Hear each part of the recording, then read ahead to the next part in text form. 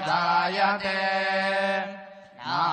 नारायणात् प्रजापतयः प्रजायन्ते नारायणात् द्वादशादित्या रुद्रा वसवः सर्वाणि च छन्दागुंसि।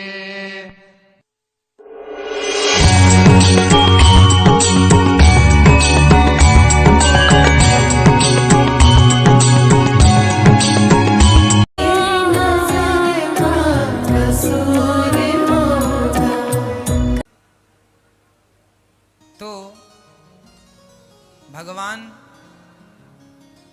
भाव के भूखे हैं।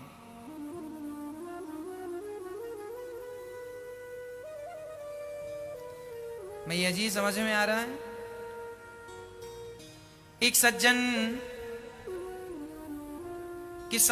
किसानी कर रहे थे, खेत में ट्रैक्टर चला रहे थे, ट्रैक्टर बुवाई कर रहे थे, खेत बो रहे थे, गेहूं चना सब बो रहे थे। किसी ने कहा क्यों जी ये क्या कर रहे हो?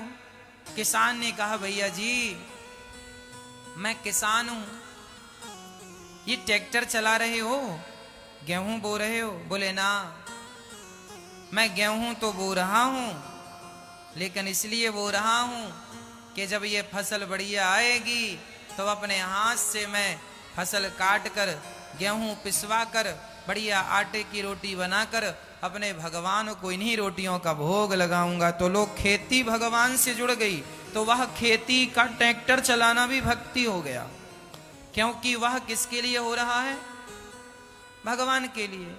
और लोग कहते हैं हम खेती कर रहे हैं, हमारी खेती है, फिर ये तुम्हारा है, सो फिर भगवान की भक्ति नहीं हो सकती है।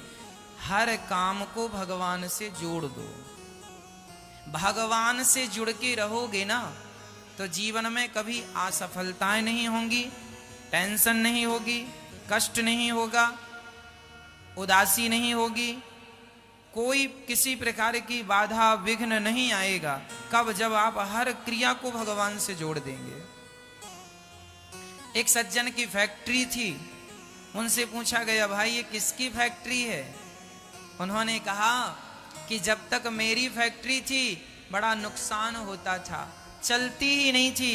फिर मैंने गुरुजी से कहा गुरुजी फैक्ट्री चलती नहीं है, तो गुरुजी ने कह दिया कि बेटा फैक्ट्री के मालिक तुम ना बनो, तुम तो कर्मचारी बन जाओ और मालिक भगवान श्री कृष्ण को बना दो। जब मालिक वो बन गए तब से मेरी फैक्ट्री एक थी अब दो हो गई। भगवान ने इसको सौंप दिया, अब सौंप दिया इस जीवन का सब भार तुम